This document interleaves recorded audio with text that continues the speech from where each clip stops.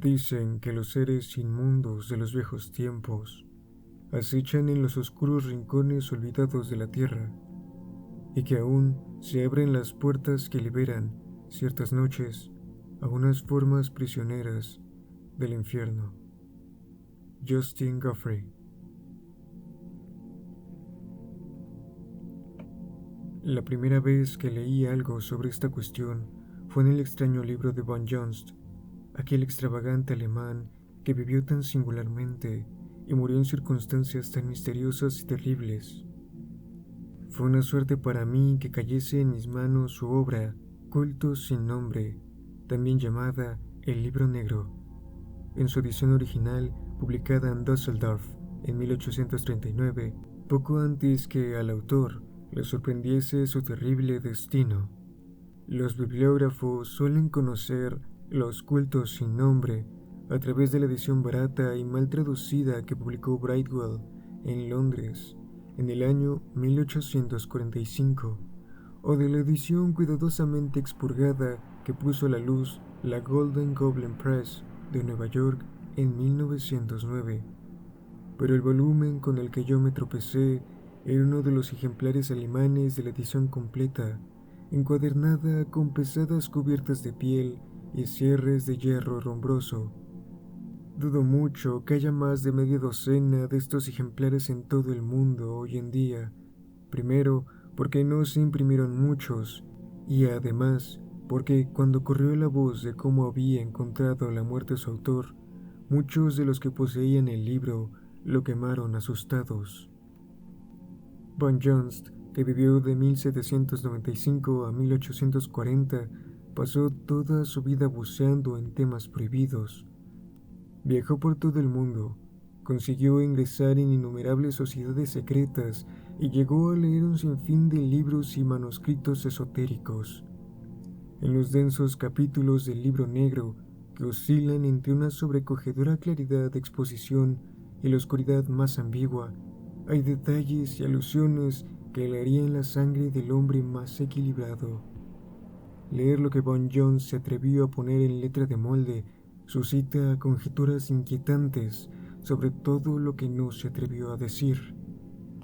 ¿De qué tenebrosas cuestiones, por ejemplo, trataban aquellas páginas escritas con apretada letra? Del manuscrito en que trabajaba infatigablemente pocos meses antes de morir, y que se encontró destrozado y esparcido por el suelo de su habitación cerrada bajo llave, donde von Jost fue hallado muerto, con señales de garras en el cuello. Eso nunca se sabrá, porque el amigo más allegado del autor, el francés Alexis Landieu, después de una noche de recomponer los fragmentos y leer el contenido, lo quemó todo y se cortó el cuello con una navaja de afeitar. Pero el contenido del volumen publicado es ya suficientemente estremecedor, aun admitiendo la opinión general de que tan solo representa una serie de desvaríos de un enajenado. Entre multitud de cosas extrañas, encontré una alusión a la piedra negra, ese monolito siniestro que se cobija en las montañas de Hungría y en torno al cual giran tantas leyendas tenebrosas. Von Jost no le dedicó mucho espacio. La mayor parte de su horrendo trabajo se refiere a los cultos y objetos de adoración satánica que, según él, existen todavía, y esa piedra negra representaría algún orden o algún ser perdido, olvidado hace ya cientos de años. No obstante, al mencionarla, se refiere a ella como una de las claves. Esta expresión se repite muchas veces en su obra en diversos pasajes, y constituye uno de los elementos oscuros de su trabajo. Insinúa brevemente haber visto escenas singulares en torno a un monolito en la noche del 24 de junio. Cita la teoría de Otto Dossmann, según la cual este monolito sería un vestigio de la invasión de los hunos, erigido para conmemorar una victoria de Atila sobre los godos. Von Jost rechaza esta hipótesis sin exponer ningún argumento para rebatirla. Únicamente advierte que atribuir el origen de la piedra negra a los hunos es tan lógico como suponer que Stonehenge fue erigido por Guillermo el Conquistador. La enorme antigüedad que esto daba a entender excitó mi interés extraordinariamente, y, tras haber salvado algunas dificultades, conseguí localizar un ejemplar, Ruido de ratas, de Los restos arqueológicos de los imperios perdidos, de Berlín de 1809, de la editorial Drachenhaus, de Dossmann. Me decepcionó el comprobar que la referencia que hacía Dossmann sobre la piedra negra era más breve que la de Von Jones, despachándola en pocas líneas como monumento relativamente moderno comparado con las ruinas greco-romanas de Asia Menor, que era su tema favorito. Admitía, eso sí, su incapacidad para descifrar los deteriorados caracteres grabados en el monolito, pero declaraba que eran inequívocamente mongólicos. Sin embargo, entre los pocos datos de interés que suministraba Dossmann figuraba su referencia al pueblo vecino de la Piedra Negra, Strigoi Kabar, nombre nefasto que significa algo así como pueblo embrujado. No logré más información, a pesar de la minuciosa revisión de guías y artículos de viaje que llevé a cabo. Strigoi Kabar, que no venía en ninguno de los mapas que cayó en mis manos, está situada en una región agreste, pero frecuentada lejos de la ruta de cualquier viajero casual. En cambio, encontré motivos de meditación en las tradiciones y costumbres populares de los magiares de Thornley. En el capítulo, lo que se refiere a mitos sobre los sueños, cita a la piedra negra y cuenta extrañas supersticiones a este respecto. Una de ellas es la creencia de que, si alguien duerme en la proximidad del monolito, se verá perseguido para siempre por monstruosas pesadillas, y cita relatos de aldeanos que hablaban de gentes demasiado curiosas que se aventuraban a visitar la Piedra Negra en la noche del 24 de junio y que morían en un loco desvarío a causa de algo que habían visto allí. Eso fue todo lo que saqué en claro de Thornley, pero mi interés había aumentado muchísimo al presentir que, en torno a esa piedra, había algo claramente siniestro. La idea de una antigüedad tenebrosa, las repetidas alusiones a acontecimientos monstruosos en la noche del 24 de junio despertaron algún instinto dormido de mi ser, de la misma forma que se siente, más que se oye, la corriente de algún oscuro río subterráneo en la noche. Y de pronto me di cuenta de que existía una relación entre esta piedra y cierto poema fantástico y terrible escrito por el poeta loco Justin Guthrie, El pueblo del monolito. Las indagaciones que realicé me confirmaron que, en efecto, Guthrie había escrito este poema durante un viaje por Hungría. Por consiguiente, no cabía duda de que el monolito a que se refería en sus versos extraños era la misma piedra negra. Leyendo nuevamente sus estrofas, sentí, una vez más, las extrañas y confusas agitaciones de los mandatos del subconsciente que había observado la primera vez que tuve conocimiento de la piedra. Había estado pensando qué sitio elegir para pasar unas cortas vacaciones hasta que me decidí. Me fui a Strigoi Kabar. Un tren anticuado me llevó de Thames Bar hasta una distancia todavía respetable de mi punto de destino. Luego, en 3 días de viaje en un coche traqueteante, llegué al pueblecito, situado en un fértil valle encajonado entre montañas cubiertas de abetos. El viaje transcurrió sin incidencias. Durante el primer día, pasamos por el viejo campo de batalla de Skonval, donde un bravo caballero polaco-húngaro, el conde Boris Blenov, presentaron una valerosa e inútil resistencia frente a las victorias huestes de Solimán, el Magnífico, cuando, en 1526, el gran turco se lanzó a la invasión de la Europa oriental.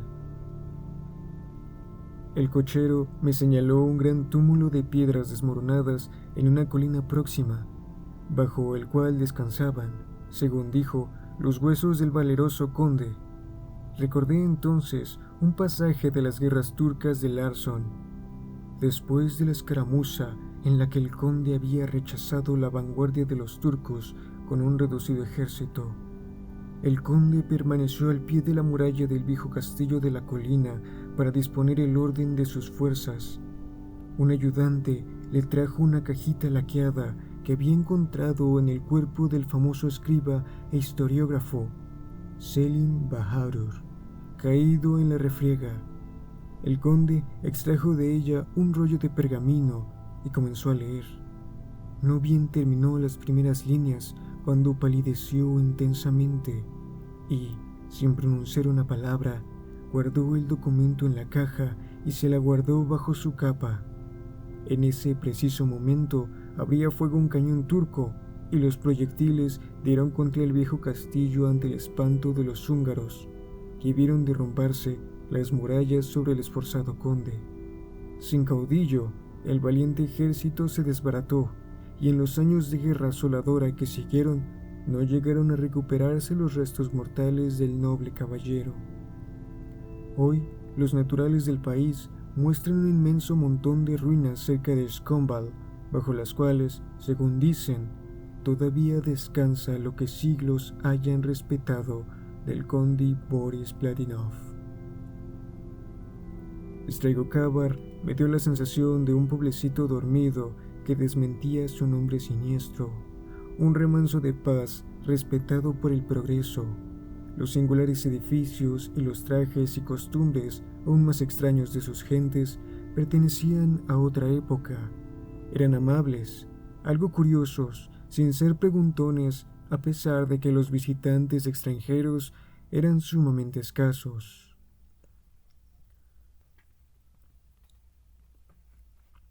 Hace 10 años llegó otro americano. Estuvo pocos días en el pueblo, dijo el dueño de la taberna donde me había hospedado. Era un muchacho bastante raro, murmuró para sí. Un poeta, me parece. Comprendí que debía referirse a Justin Guthrie. Sí, era poeta, contesté, y escribió un poema sobre un paraje próximo a este mismo pueblo. ¿De veras? Mi patrón se sintió interesado.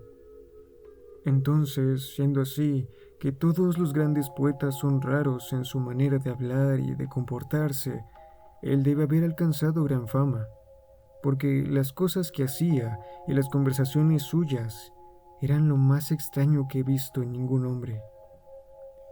Eso le ocurre casi a todos los artistas, contesté. La mayor parte de su mérito se le ha reconocido después de muerto. ¿Ha muerto entonces? Murió gritando en un manicomio hace 5 años. Lástima, lástima. Suspiró con simpatía. Pobre muchacho. Miró demasiado la piedra negra. Me dio un vuelco el corazón. No obstante, disimulé mi enorme interés y dije como por casualidad: he oído algo sobre esa piedra negra. Creo que está por ahí cerca, ¿no? Más cerca de lo que la gente cristiana desea, contestó. Mire. Me condujo a una ventana enrejada y me señaló las laderas, pobladas de abetos de las acogedoras montañas azules. Allá, al otro lado de la gran cara desnuda de ese risco tan saliente que ve usted, ahí se levanta esa piedra maldita. Ojalá se convirtiese en polvo y el polvo se la llevara al Danubio, hasta lo más profundo del océano. Una vez, los hombres quisieron destruirla, pero todo el que levantaba el pico o el martillo contra ella moría de una manera espantosa. Ahora la rehuyen. ¿Qué maldición hay en ella?, pregunté interesado. El demonio que le ha estado rondando siempre, contestó con un estremecimiento. En mi niñez conocí a un hombre que subió de allá abajo y se reía de nuestras tradiciones. Tuvo la temeridad de visitar la piedra en la noche del 24 de junio, y al amanecer entró de nuevo en el pueblo como borracho, enajenado, sin habla. Algo le había destrozado el cerebro y le había sellado los labios, pues hasta el momento de su muerte, que ocurrió poco después, tan solo abrió la boca para proferir blasfemias o babear una jeringonza incomprensible. Mi sobrino, de pequeñito, se perdió en las montañas y durmió en los bosques inmediatos a la piedra, y ahora en su madurez se ve atormentado por sus sueños enloquecedores, de tal manera que, a veces, te hace pasar una noche espantosa con sus alaridos y luego despierta empapado en sudor frío. Pero cambiemos de tema, Her.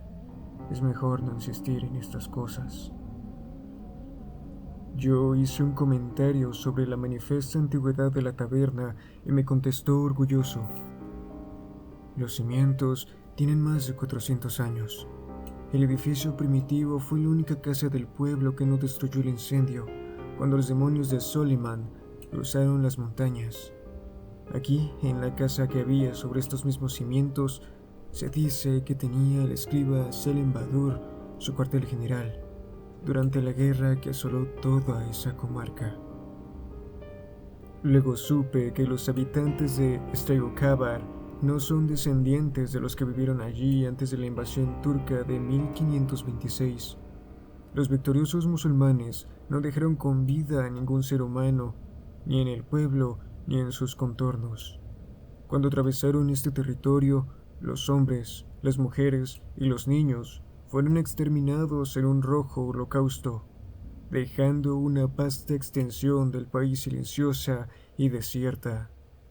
Los actuales habitantes de Stregokabár descienden de los duros colonizadores que llegaron a las tierras bajas y reconstruyeron el pueblo en ruinas una vez que los turcos fueron expulsados.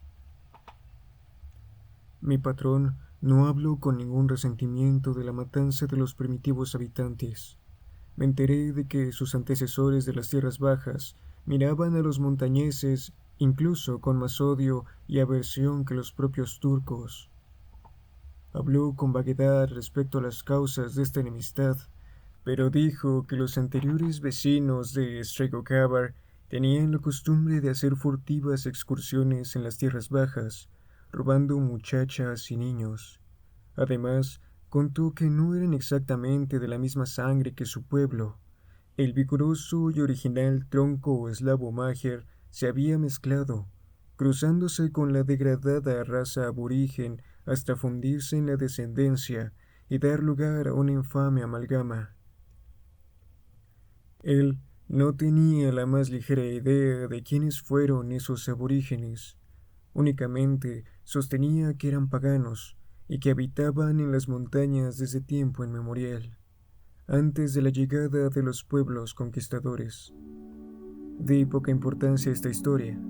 En ella no veía más que una leyenda semejante a la que dieron origen la fusión de las tribus celtas y los aborígenes mediterráneos de las montañas de Escocia, y las razas mestizas resultantes que, como los pictos, tanta importancia tienen en las leyendas escocesas. El tiempo produce un curioso efecto de perspectiva en el folclore. Los relatos de los pictos se entremezclaron con ciertas leyendas sobre una raza mongólica anterior, hasta el punto de que, con el tiempo, se llegó a atribuir a los pictos los repulsivos caracteres del achaparrado hombre primitivo, cuya individualidad fue absorbida por las leyendas pictas, perdiéndose en ellas. Del mismo modo, pensaba yo, podría seguirse a la pista de los supuestos rasgos inhumanos de los primeros pobladores de Stregokabár hasta sus orígenes en los más viejos y gastados mitos de los pueblos invasores, los mongoles y los hunos. A la mañana siguiente de mi llegada pedí instrucciones a mi patrón, que, por cierto, me las dio de muy mala gana, y me puse en camino, en busca de la Piedra Negra. Después de una caminata de varias horas cuesta arriba por entre los abetos de las laderas, llegué a la cara abrupta de la escarpa que sobresalía poderosamente del costado de la montaña. De allí ascendía en un estrecho sendero que no se paraba hasta coronarla. Subí por él y desde arriba contemplé el tranquilo valle de Stregokabár, que parecía dormitar protegido a uno y otro lado por las grandes montañas azules. Entre la escarpa donde estaba yo y el pueblo no se veían cabañas ni signo alguno de vida humana. Había bastantes granjas desperdigadas por el valle, pero todas estaban situadas al lado del Strego Cavar. El pueblo mismo parecía huir de los ásperos riscos que ocultaban la Piedra Negra. La cima de las escarpas formaba como una especie de meseta cubierta de espeso bosque. Caminé por la espesura y enseguida llegué a un claro muy grande, y en el centro de ese claro se alzaba un descarnado monolito de piedra negra. Era de sección octagonal y tendría unos 4 o 5 metros de altura y medio metro aproximadamente de espesor. Se veía bien que había sido perfectamente pulimentado en su tiempo, pero ahora la superficie de la piedra mostraba numerosas mellas, como si hubieran llevado a cabo salvajes esfuerzos por demolerla. Pero los picos apenas habían conseguido descarrilarla y mutilar los caracteres que la ornaban en espiral hasta arriba, en torno del fuste, hasta una altura de 2,5 metros o poco más. Los caracteres estaban casi totalmente destruidos, de tal manera que resultaba muy difícil averiguar sus características. Más arriba se veían mucho mejor conservados, y yo me las arreglé para trepar por la columna y examinarlos de cerca. Todos estaban deteriorados en mayor o menor grado, pero era evidente que no pertenecían a ninguna lengua que yo pudiera recordar en ese momento sobre la faz de la tierra. Lo que más llegaba a parecérsele de todo lo que había visto en mi vida eran unos toscos garabatos trazados sobre cierta roca gigantesca, extrañamente simétrica, de un valle perdido del Yucatán. Recuerdo que, al señalarle aquellos trazos a mi compañero, que era arqueólogo, él sostuvo que eran efecto natural de la erosión o el inútil garabateo de un indio. Yo le expuse mi teoría de que la roca era realmente la base de una columna desaparecida, pero él se limitó a reír y me dijo que reparase en las proporciones que suponía. De haberse levantado una columna allí, de acuerdo con las normas ordinarias de la simetría arquitectónica, habría tenido lo menos 300 metros de altura, pero no me dejó convencido. No quiero decir que los caracteres grabados sobre la piedra negra fuesen semejantes a los de la descomunal roca del Yucatán, sino que me lo sugerían. En cuanto a la materia del monolito, también me desconcertó. La piedra que habían empleado para tallarla era de un color negro y tenía un brillo mate, y en su superficie, allí donde no había raspada o desconchada, producía un curioso efecto de semitransparencia. Pasé en aquel lugar la mayor parte de la mañana y regresé perplejo. La piedra no me sugería ninguna relación con ningún otro monumento del mundo. Era como si el monolito hubiese sido erigido por manos extrañas en una edad remota y ajena a la humanidad. Regresé al pueblo. De ninguna manera había disminuido mi interés. Ahora que había visto aquella piedra tan singular, sentía mucho más apremiante el deseo de investigar el asunto con mayor amplitud e intentar descubrir qué extrañas manos y con qué extraño propósito fue levantada la piedra negra en lejanos tiempos. Busqué al sobrino del tabernero y le pregunté sobre sus sueños, pero estuvo muy confuso, aun cuando hizo lo posible por complacerme. No le importaba hablar de ellos, pero era incapaz de describirlos con la más mínima claridad, aunque tenía siempre los mismos sueños y a pesar de que se le presentaban espantosamente vívidos, no le dejaban huellas claras en la conciencia. Los recordaba como un caos de pesadillas en las que inmensos remolinos de fuego arrojaban tremendas llamaradas y retumbaban incesantemente un tambor. Solo recordaba con claridad que una noche había visto en sueños la piedra negra, no en la falda de la montaña, sino rematando la cima de un castillo negro y gigantesco. En cuanto al resto de los vecinos, observé que no les gustaba hablar de la piedra, excepto al maestro, hombre de una instrucción sorprendente que había pasado mucho más tiempo fuera, por el mundo, que ninguno de sus convecinos. Se interesó muchísimo en lo que le conté sobre las observaciones de von Jost relativas a la piedra negra y manifestó vivamente que estaba de acuerdo con el autor alemán en cuanto a la edad que atribuía al monolito. Estaba convencido de que alguna vez existió en las proximidades una sociedad satánica y que posiblemente todos los antiguos vecinos habían sido miembros de ese culto a la fertilidad que amenazó con socavar la civilización europea y dio origen a tantas historias de brujería. Citó el mismo nombre del pueblo para probar su punto de vista. Originalmente no se llamaba Stregocavar. De acuerdo con las leyendas, los que fundaron el pueblo lo llamaron Shutland, que era el primitivo nombre del lugar sobre el que asentaron sus casas hace ya muchos siglos. Este hecho me produjo otra vez un indescriptible sentimiento de desazón. El nombre bárbaro no me sugería relación alguna con las razas escitas, eslavas o mongolas, a las que deberían haber pertenecido los habitantes de estas montañas.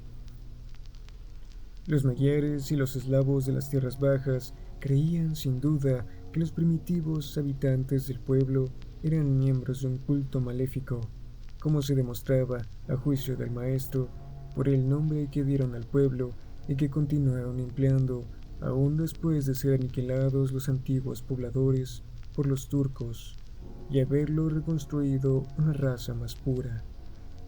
No creía él que fueran los iniciados en ese culto quienes erigieron el monolito, aunque opinaba que lo emplearon como centro de sus actividades. Y basándose en vagas leyendas que se venían transmitiendo desde antes de la invasión turca, expuso una teoría según la cual los degenerados pueblos antiguos lo habían usado como una especie de altar sobre el cual ofrecieron sacrificios humanos, empleando como víctimas a las muchachas y a los niños robados, a los propios antepasados de los actuales pobladores que a la sazón vivían en las tierras bajas. Desestimaban el mito de los horripilantes sucesos de la noche del 24 de junio, así como la leyenda de una deidad extraña que el pueblo hechicero invocaba por medio de cantos salvajes, rituales de flagelación y sadismo, como se decía. No había visitado la piedra en la noche del 24 de junio, según confesó, pero no le daría miedo hacerlo. Lo que había existido o lo que sucedió allí en otra época, fuera lo que fuese, se había sumido en la niebla del tiempo y del olvido. La piedra negra había perdido su significado, salvo el de ser el nexo de unión con un pasado muerto y polvoriento.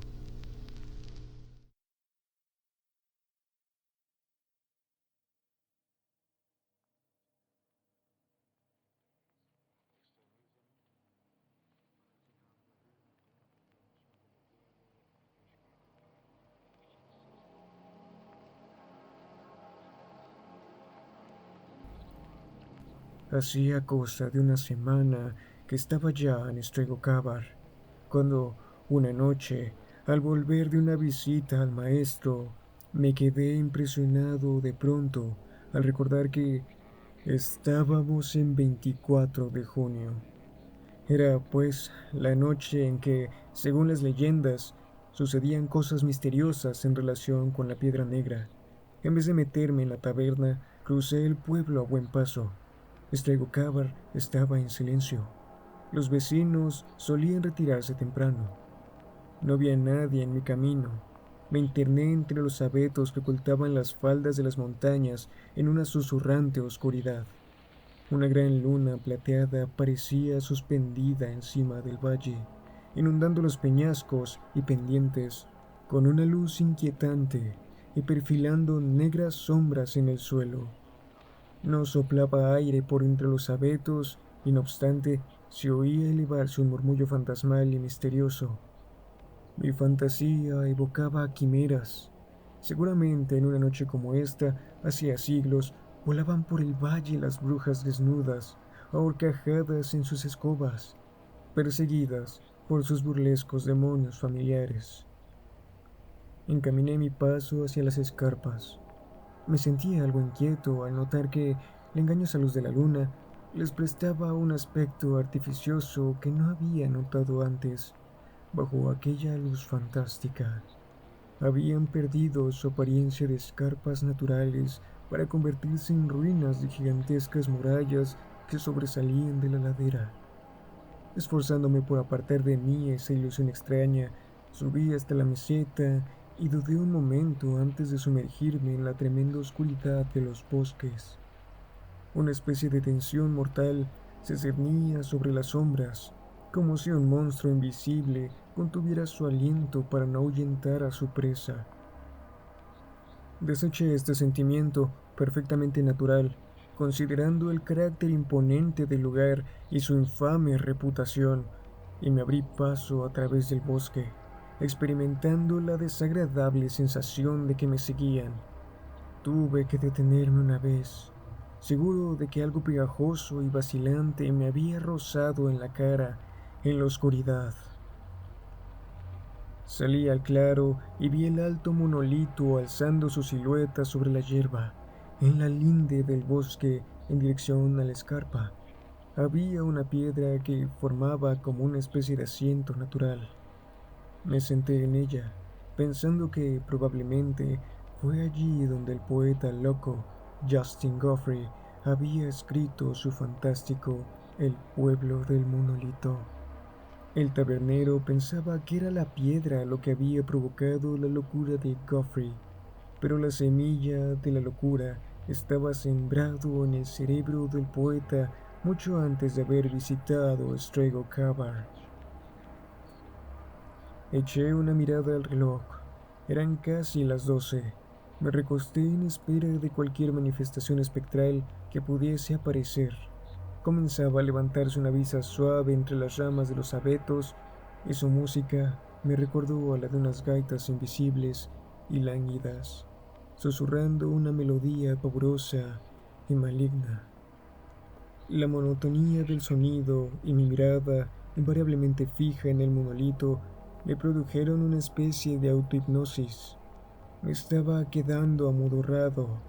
Luché contra una sensación, pero el sueño pudo conmigo. El monolito parecía ladearse, danzar extrañamente, retorcerse. Entonces me dormí. Abrí los ojos y traté de levantarme, pero me fue imposible. Parecía como si una mano helada me agarrara sin que yo pudiera hacer nada. Un frío terror se apoderó de mí. El claro del bosque ya no estaba desierto. Se veía atestado de una silenciosa multitud de gentes extrañas. Mis ojos dilatados repararon en los raros y bárbaros detalles de sus atuendos. Mi entendimiento me decía que eran remotísimos, olvidados incluso en esta tierra atrasada. Seguramente, pensé, son gente del pueblo que ha venido aquí para celebrar algún conclave grotesco, pero otra mirada me hizo comprender que aquellas gentes no eran de Strego Cavar. Eran más bajos de estatura, más rechonchos, tenían la frente más deprimida, la cara más ancha y abogotada. Algunos poseían rasgos eslavos y magiares, pero dichos rasgos se veían degenerados por la mezcla con alguna raza extranjera más baja que no me era posible clasificar. Muchos de ellos vestían con pieles de bestias feroces y todo su aspecto, tanto el de los hombres como el de las mujeres, era de una brutal sensualidad. Aquellas gentes me horrorizaban y me repugnaban, aunque no me prestasen atención alguna. Habían formado un inmenso semicírculo delante del monolito. Empezaron una especie de canto, extendiendo los brazos al unísono y balanceando sus cuerpos rítmicamente de cintura para arriba. Todos los ojos estaban fijos en la cúspide de la piedra, a la que parecían estar invocando. Pero lo más extraño de todo era el tono apagado de sus voces. A menos de 50 metros de donde yo estaba, centenares de hombres y mujeres levantaban sus voces con una melodía salvaje y, sin embargo, aquellas voces me llegaban como un murmullo débil, confuso, como si vinieran de muy lejos, a través del espacio o del tiempo. Delante del monolito había como un brasero del que elevaban varadas de un humo amarillo, repugnante, nauseabundo, que se enroscaba formando una extraña espiral, como una serpiente inmensa y borrosa en torno al monumento. A un lado de este brasero yacían dos figuras, una muchacha completamente desnuda, atada de pies y manos, y un niño que tendría tan solo unos meses. Al otro lado se acuclillaba una vieja hechicera, con un extraño tambor en su regazo. Tocaba con las manos abiertas, con golpes pausados y leves, pero yo no lo oía. El ritmo de los cuerpos balanceantes empezó a adquirir mayor rapidez. Entonces saltó una mujer desnuda al espacio que quedaba libre entre la multitud y el monolito. Llameaban sus ojos.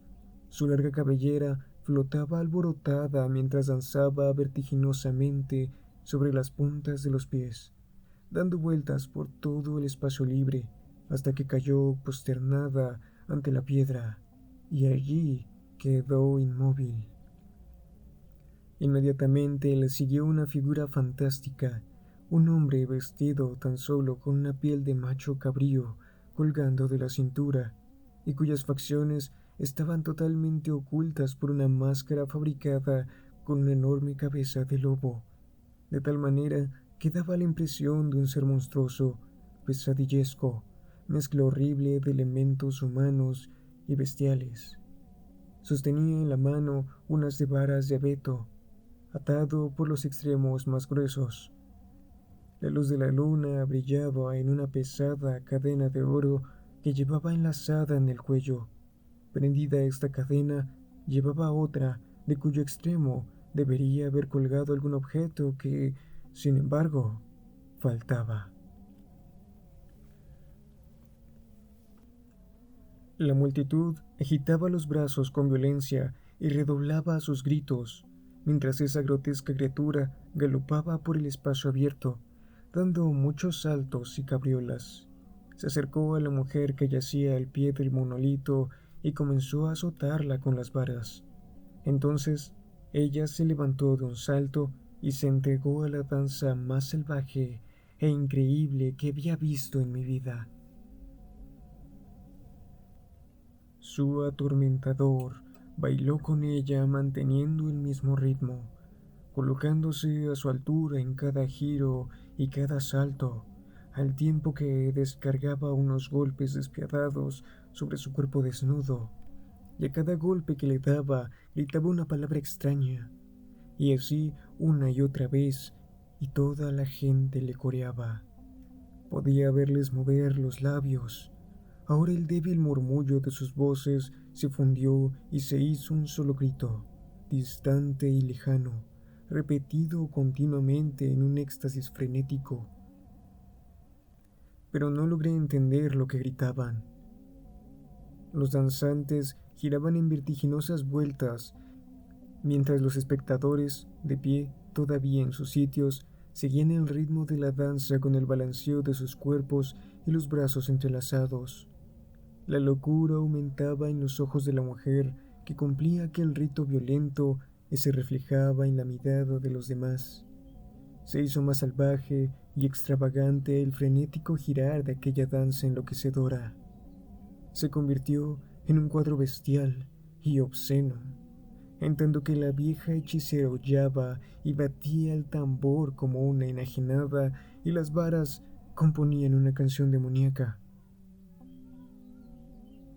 La sangre le corría goteante por los miembros, pero ella parecía no sentir la flagelación, sino como un acicate para continuar el salvajismo de sus movimientos desenfrenados. Al saltar en medio del humo amarillento que empezaba a extender sus tenues tentáculos para abrazar a las dos figuras danzantes, se hundió en aquella niebla hedionda y desapareció de la vista. Volvió a surgir otra vez, seguida inmediatamente de aquel individuo bestial que le había flagelado, y prorrumpió en un indescriptible furor de movimientos enloquecedores, hasta que, en el colmo del delirio, cayó de pronto sobre la hierba, temblando y jadeando, completamente vencida por el frenético esfuerzo. Siguió la flagelación con inalterable violencia, y ella comenzó a arrastrarse boca abajo hacia el monolito. El sacerdote, por llamarlo así, continuó azotando su cuerpo indefenso con todas sus fuerzas, mientras ella se retorcía, dejando un pegajoso rastro de sangre sobre la tierra pisoteada. Llegó por fin al monolito y, boqueando, sin resuello, le echó sus brazos en torno y cubrió la fría piedra de besos feroces, como en una adoración delirante y profana. El grotesco sacerdote saltaba en el aire, había arrojado las varas salpicadas de sangre. Los adoradores comenzaron a aullar y a echar espuma por la boca, y de pronto se volvieron unos contra otros y se atacaron con uñas y dientes, desgarrándose las vestiduras y la carne en una ciega pasión de bestialidad. El sacerdote se acercó al pequeñuelo, que lloraba desconsolado, lo levantó con su largo brazo y, gritando una vez más ese nombre, lo hizo girar en el aire y lo estrelló contra el monolito, en cuya superficie quedó una mancha espantosa. Muerto de terror, vi cómo abría en canal el cuerpecillo con sus dedos brutales y arrojaba sobre la columna la sangre que recogía en el hueco de sus manos. Luego tiró el cuerpo rojo y desgarrado al brasero, extinguiendo las llamas y el humo en una lluvia de chispas, en tanto que detrás los brutos enloquecidos aullaban una y otra vez ese nombre. Después, de repente, todo el mundo cayó posternado sin dejar de retorcerse, al tiempo que el sacerdote extendía sus manos con gesto amplio y triunfal. Abrí la boca y quise gritar horrorizado, pero únicamente pude articular un ruido seco. Un animal enorme, monstruoso, como un sapo, se hallaba agazapado en la cima del monolito. Contemplé su hinchada y repulsiva silueta recortada contra la luz de la luna, y en el sitio en que una criatura normal hubiera tenido el rostro, vi sus tremendos ojos parpadeantes, en los que reflejaba toda la lujuria, toda la insondable compucencia, la obscena crueldad y la perversidad monstruosa que ha atemorizado a los hijos de los hombres desde que sus antepasados se ocultaban, ciegos y sin pelo, en la copa de los árboles. En aquellos ojos espantosos se reflejaban todas las cosas sacrílegas y todos los malignos secretos que duermen en las ciudades sumergidas, que se ocultan de la luz en las tinieblas de las cavernas primordiales.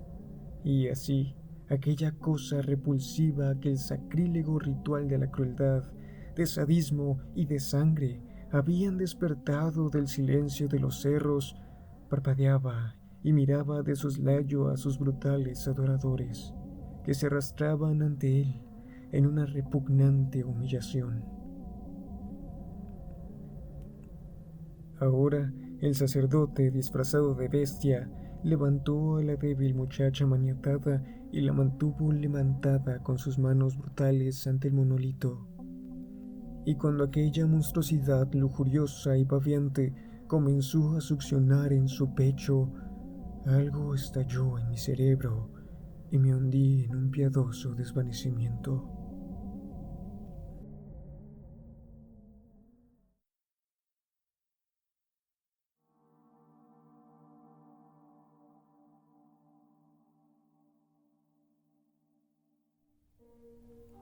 Abrí los ojos sobre una claridad lechosa. Todos los acontecimientos de la noche me vinieron de golpe a la memoria y me levanté de un salto. Entonces miré a mi alrededor con asombro. El monolito se alzaba descarnado y mudo sobre la hierba ondulante, verde, intacta bajo la brisa matinal. Atravesé el claro con paso rápido. Aquí habían saltado y brincado tantas veces que la hierba debería haber desaparecido. Y aquí la mujer del ritual se arrastró con su doloroso camino hacia la piedra, derramando su sangre sobre la tierra. Sin embargo, ni una sola gota de sangre se veía en el césped intacto. Miré, temblando de horror, la cara del monolito contra la que el brutal sacerdote estampó a la criatura robada. Pero no había ninguna mancha, nada. Un sueño. Había sido una espantosa pesadilla, o qué sé yo. Me encogí de hombros. Qué intensa claridad para ser un sueño. Regresé tranquilamente al pueblo y entré en la posada sin ser visto. Una vez allí, me senté a meditar sobre los acontecimientos de la noche. Cada vez me sentía más inclinado a descartar la teoría de un sueño. Era evidente que lo que había visto era una ilusión inconsciente, pero estaba convencido de que aquello era la sombra, el efecto de un acto espantoso perpetrado realmente en tiempos lejanos. Pero, ¿cómo podía saberse? ¿Qué prueba podría confirmar que había sido la visión de una asamblea de espectros más que una mera pesadilla forjada por mi propio cerebro? Como una respuesta a este mar de dudas, me vino un nombre a la cabeza: Selim Bahadur. Según la leyenda, este hombre, que había sido tanto soldado como cronista, mandó el cuerpo de ejército de Soliman que había devastado Stregocavar. Parecía lógico, y si era así, había marchado directamente de este lugar, arrastrado al sangriento campo de Scombal y a su destino final. No pude contener una exclamación de sorpresa. Aquel manuscrito que encontraron en el cuerpo del turco y que hizo temblar al conde Boris no podría contener alguna indicación de lo que los conquistadores turcos habían encontrado en Stregocavar. ¿Qué otra cosa pudo hacer temblar los nervios del hierro del poderoso guerrero? Y, puesto que los restos mortales del conde no fueron rescatados jamás, ¿qué duda cabía sino que el estuche de laca y su misterioso contenido que cubrían aún a Boris Vladinov? Me puse a recoger mis cosas con agitada precipitación. 3 días más tarde me encontraba en una aldea a pocas millas del viejo campo de batalla. Cuando salió la luna, ya estaba yo trabajando febrilmente en el gran túmulo de piedras desmoronadas que coronaban la colina. Fue un trabajo agotador, pensándolo ahora. No comprendo cómo pude llevar a cabo esa tarea, y no obstante, trabajé sin descanso desde la salida de la luna hasta que empezó a aclarar el día. Justamente estaba yo apartando las últimas piedras cuando el sol asomó por el horizonte. Allí estaba todo lo que había quedado del conde Boris Vladinov, unos pocos fragmentos de huesos, y entre ellos, totalmente aplastado, el estuche cuya superficie de laca había preservado el contenido a través de los siglos. Lo recogí con ansiedad, y después de apilar unas piedras sobre aquellos huesos, me marché precipitadamente. No deseaba que me descubriese ningún viajero suspicaz en aquella acción aparentemente profanadora. De nuevo, otra vez en mi cuarto de la taberna, abrí el estuche y encontré el pergamino relativamente intacto. Y había algo más, un objeto pequeño y chato, envuelto en un trozo de seda. Estaba ansioso por descifrar los secretos de aquellas hojas amarillentas, pero no podía más de cansancio. Apenas había dormido desde que salí de Stregocavar y los terribles esfuerzos de la noche anterior acabaron de vencerme. A pesar de mi excitación, no tuve más remedio que echarme un poco, pero ya no me desperté hasta que empezaba a anochecer.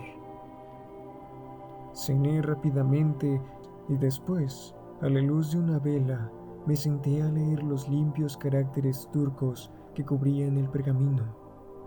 Representaba un trabajo penoso para mí, porque mis nociones de turco no son ni mucho menos profundas, y el estilo arcaico del texto me desorientaba.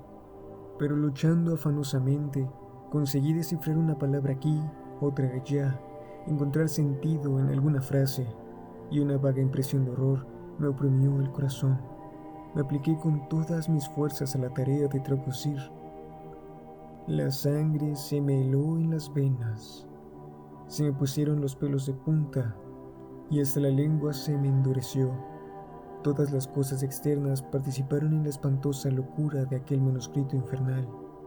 Incluso los ruidos de los insectos nocturnos y de los animales del bosque tomaron la forma de murmullos horribles y pisadas furtivas de seres espantosos, y los quejidos del viento en la noche se tornaron en la risa obscena y perversa de las fuerzas del mal que dominan el espíritu de los hombres. A lo último, cuando la claridad gris se filtraba ya entre las rejas de la ventana, dejé a un lado el manuscrito. La cosa envuelta en el trapo de seda estaba allí. Alargué la mano y la desenvolví.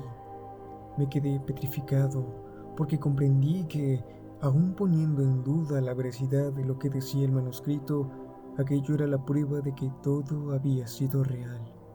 Volví a meter esas dos cosas repulsivas en el estuche, y no descansé ni probé bocado hasta haberlo arrojado, lastrándolo con una piedra en lo más profundo de la corriente del Danubio, el cual, quiera Dios que así sea, se lo llevó al infierno, de donde debió venir.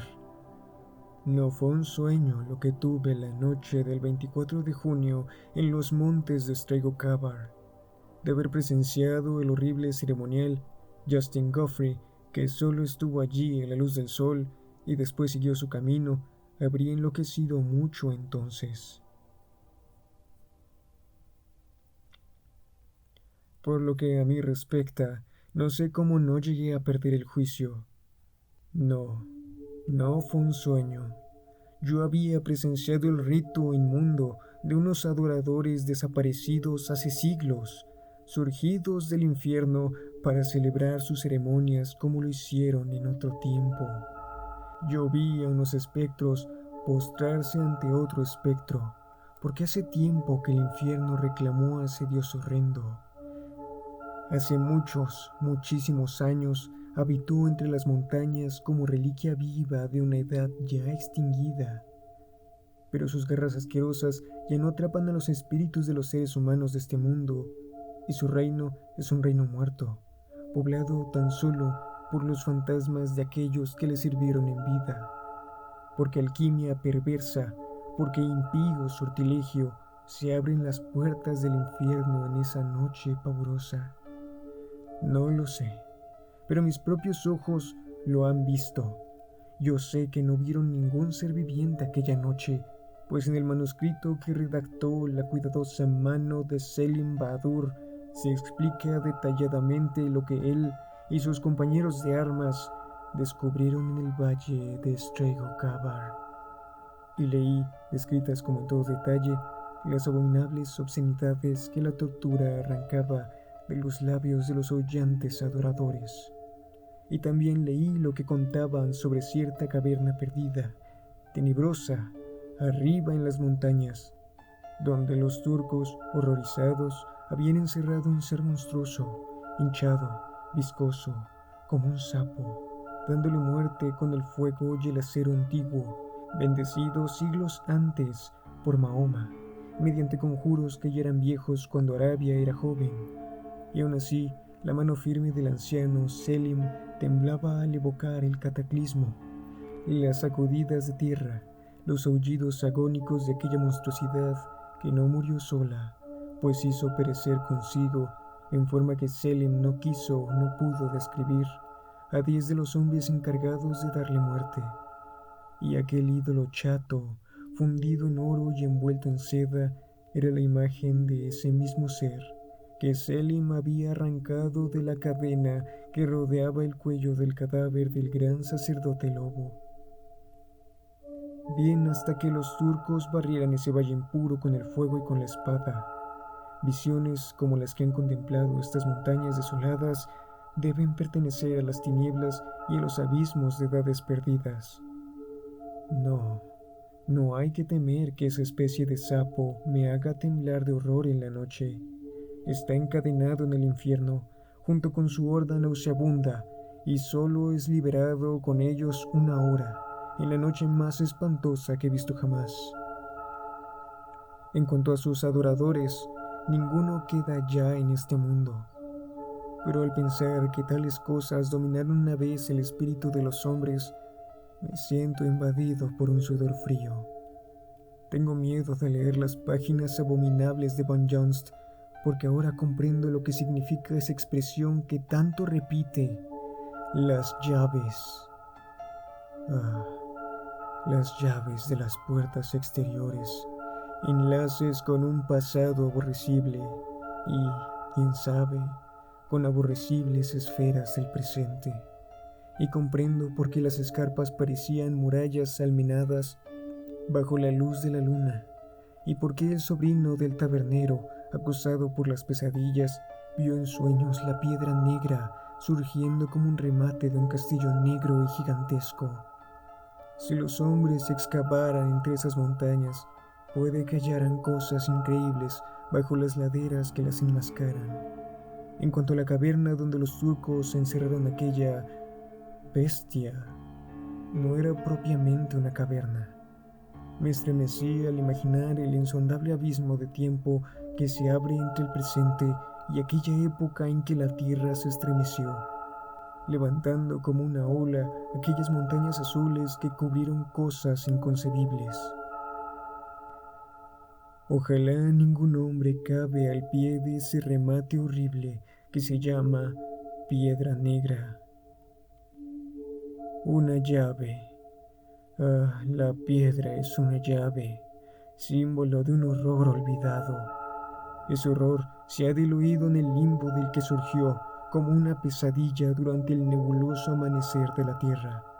Pero, ¿qué hay de las otras posibilidades diabólicas que insinúa Von Jonst? ¿De quién era esa mano monstruosa que estranguló su vida? Desde que leí el manuscrito de Selim Badur, ya no he albergado ninguna duda sobre la piedra negra. No ha sido siempre el hombre, señor de la tierra, pero ¿lo es ahora? Y obsesivamente me vuelve un solo pensamiento: si un ser monstruoso como el señor del monolito hubiera logrado sobrevivir, de algún modo, a su propia era incalculablemente lejana, ¿qué formas sin nombre podrían acechar aún en los lugares tenebrosos del mundo?